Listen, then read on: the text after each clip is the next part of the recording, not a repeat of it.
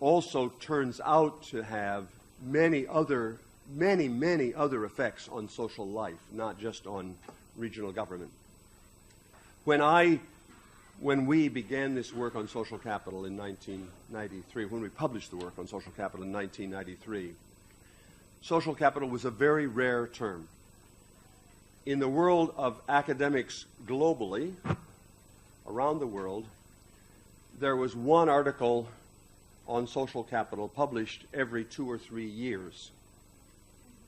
Now, 20 years later, the term has grown enormously, so there is now one article on social capital globally published every 2 or 3 hours. So there's been a huge exponential growth in the use of the concept of social capital.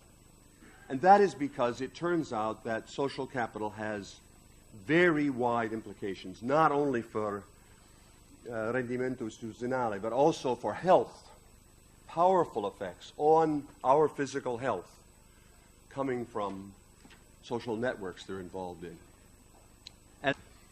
But there are many other examples of the power of social capital, not just the health of our bodies and the health of our public institutions, but also our economy is improved by social networks.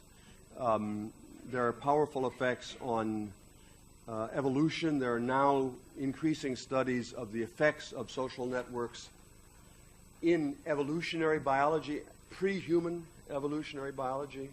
Or about the internet, I want to distinguish between 2 different kinds of social capital. Networks that link you to people like you.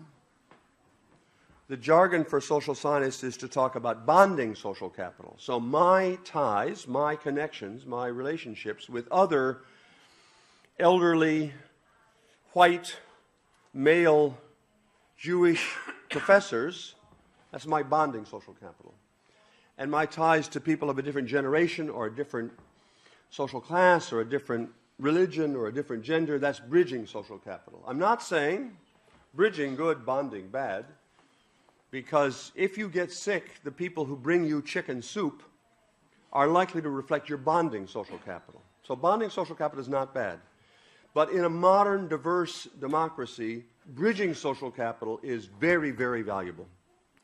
And what makes the problem more challenging is that bridging social capital is harder to build than bonding social capital, social science jargon. So my main point is there are different kinds of social capital. Bridging social capital is especially important, and we need to pay attention to bridging social capital. And with respect to the internet, there has been, for the last 20 years, a debate about which is better, virtual social capital, that is internet connections, electronic connections, or real, that is face-to-face connections. And there's been much debate about that. But I think that debate is mistaken, because I think nowadays, in modern society, most of our real connections with other people are simultaneously real, face-to-face, and virtual, electronic.